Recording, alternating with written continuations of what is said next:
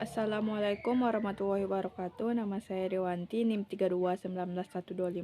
Di sini saya akan menjelaskan sedikit materi tentang efisiensi alokasi. Efisiensi alokasi adalah suatu keadaan pasar yang efisien, yang dimana modal dialokasikan dengan cara yang paling menguntungkan antara pihak-pihak yang terlibat. Efisiensi alokasi membuat barang atau jasa diproduksi sampai kepada titik di mana unit terakhir memberikan keuntungan kepada konsumen yang sama dengan biaya produksi paling kecil pula. Sekian. Assalamualaikum warahmatullahi wabarakatuh. Baiklah, saya Putri Rahmadani, NIM 32191126. Di sini saya akan mempresentasikan materi kelompok 12, yaitu tentang efisiensi alokasi. Efisiensi alokasi sering disebut dengan Pareto Efficient. Pareto adalah ekonomi Italia yang menulis konsepnya.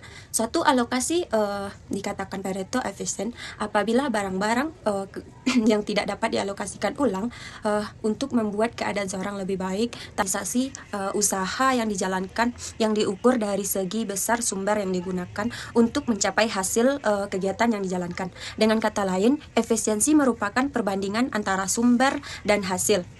Konsep efisiensi diawali dari konsep ekonomi mikro, yaitu teori produsen dari teori konsumen. Teori produsen menyebutkan bahwa produsen cenderung memaksimumkan keuntungan untuk mencapai hasil besarnya biaya atau sumber daya yang digunakan untuk mencapai hasil yang diinginkan. Sedangkan alokasi adalah penentuan banyaknya barang yang disediakan untuk suatu tempat penjatahan penentuan banyaknya uang atau biaya yang disediakan untuk suatu keperluan. Mungkin sekian presentasi dari saya. Selanjutnya akan dilanjutkan oleh teman saya. Saya tutup dengan Assalamualaikum warahmatullahi wabarakatuh. Assalamualaikum warahmatullahi wabarakatuh.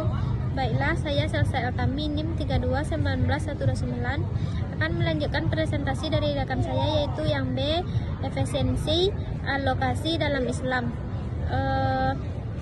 Efisiensi dalam pandangan Islam adalah suatu upaya untuk meningkatkan keuntungan dengan memaksimalkan output yang diperoleh dan mengelola input secara optimal tanpa ada pihak yang terzalimi atau dirugikan, baik orang lain maupun alam. Islam telah mengatur norma-norma yang membedakan dengan konsep konvensional, karena dalam Islam terdapat teori kepemilikan kekayaan, di mana kekayaan yang dimiliki oleh salah satu individu terdapat hak milik orang lain. Baiklah, hanya itu presentasi dari saya. Assalamualaikum warahmatullahi wabarakatuh. Assalamualaikum warahmatullahi wabarakatuh. Baiklah, saya Monika Putri Delia, NIM 32191130 akan melanjutkan presentasi dari teman saya, yaitu tentang efisiensi alokasi dalam Islam. Perbedaan dalam pemilikan harta dalam kehidupan manusia merupakan hukum dan ketetapan dari Allah Subhanahu wa Ta'ala yang mempunyai banyak hikmah dan maknanya bagi kehidupan manusia atau masyarakat seluruhnya.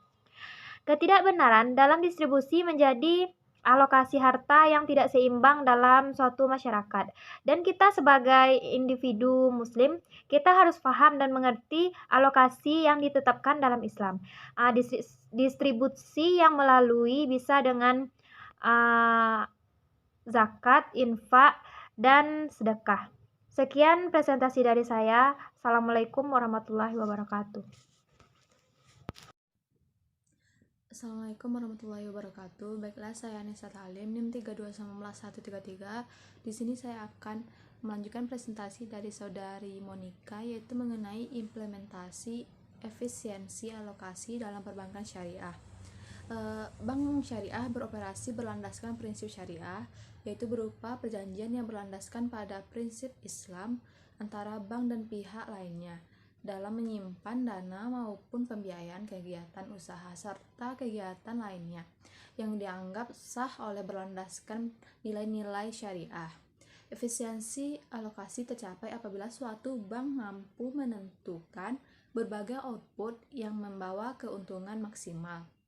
Suatu proses produksi dikatakan efisiensi jika pada penggunaan input sejumlah tertentu dapat dihasilkan output yang maksimal, atau untuk menghasilkan output sejumlah tertentu digunakan input yang paling minimal.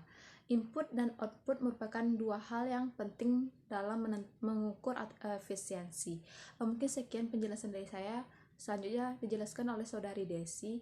Saya sudah dengan Assalamualaikum warahmatullahi wabarakatuh. Assalamualaikum warahmatullahi wabarakatuh. Baiklah, saya Desi Ratnasari, NIM 32191314. Di sini saya akan mempresentasikan tugas dalam mata kuliah Ekonomi Mikro Syariah yang berjudul yaitu tentang efisiensi alokasi. Di sini saya akan menjelaskan tentang implementasi efisiensi alokasi dalam perbankan syariah. Efisiensi perbankan dapat kita komposisikan atau kita bagi dalam beberapa efisiensi.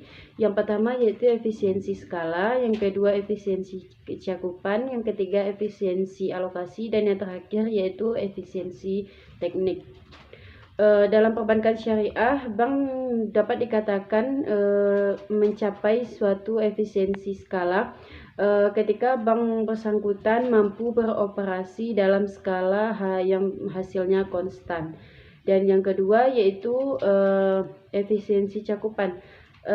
Dalam efisiensi cakupan itu bisa tercapai jika bank mampu beroperasi pada diversifikasi lokasi. Dan yang ketiga yaitu efisiensi alokasi. Di sini suatu bank akan bisa mencapai efisiensi tersebut ketika bank mampu menentukan maksimum keuntungan. Dan yang terakhir yaitu efisiensi teknik. Efisiensi teknik ini merupakan tentang hubungan antara input dan output dalam suatu produksi. Mungkin sekian presentasi dari saya, lebih dan kurangnya saya mohon maaf. Assalamualaikum warahmatullahi wabarakatuh.